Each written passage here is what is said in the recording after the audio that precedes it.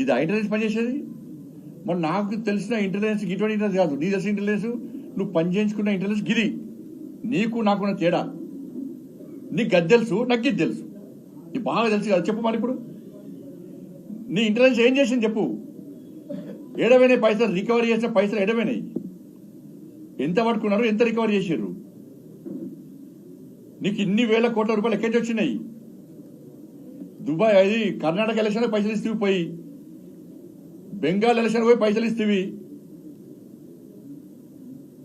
ఢిల్లీ ఎలక్షన్లకు పోయి పైసలు ఇస్తేవి కాంగ్రెస్ వాళ్ళకు. ఎక్కడి నుంచి వచ్చినా నీకు పైసలు అంటున్నా. కాంగ్రెస్ వచ్చినావు, ఈత పాలకి ఇచ్చినావు.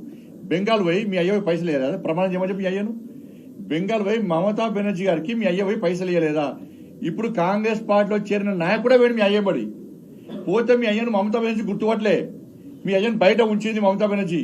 ఇప్పుడు కాంగ్రెస్ పార్టీలో చేరిన నాయకుడిని లోపల తీసుకుపోయింది.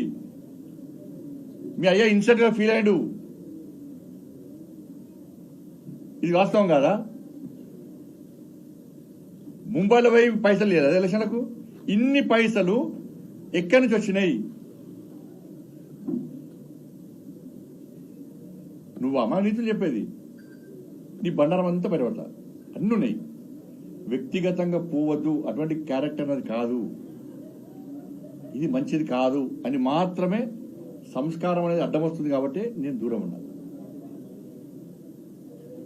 చెప్పు, ఇంటెలిజెన్స్ వ్యవస్థ గురించి నేను చెప్పినా, మరి నువ్వు చెప్పు, నీ ఎస్ఐబి ఏం చేసింది చెప్పు. రాధాకృష్ణ స్టేట్మెంట్ ఇచ్చింది కదా, దానికి సమాధానం చెప్పు. బాగుండా ఇచ్చిన సమాధానం చెప్పు. దానికి నేను ఇప్పించినా, మా పార్టీ నాయకులు ఇప్పించిరా? సిగ్గుండాల మా కార్యకర్తల్లో గన్ని కేసులు పెట్టినావు, నా మీద కేసులు పెట్టినావు, మా నాయకుల మీద కేసులు పెట్టినావు, జైల్లో పంపినావు. నువ్వు ఎలా మాట్లాడేది? అంటే సంజయ్ గారు మీ దగ్గర అన్ని రకాల ఆధారాలు ఉన్నాయి.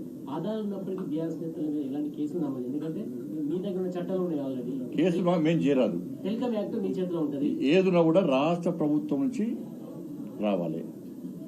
ఇలా అందుకే ఏమంటున్నాం, దయచేసి ఇవి కేంద్రం అధికారులు సిబిఐ ఎంక్వైరీకి మేము అడుగుతున్నాం.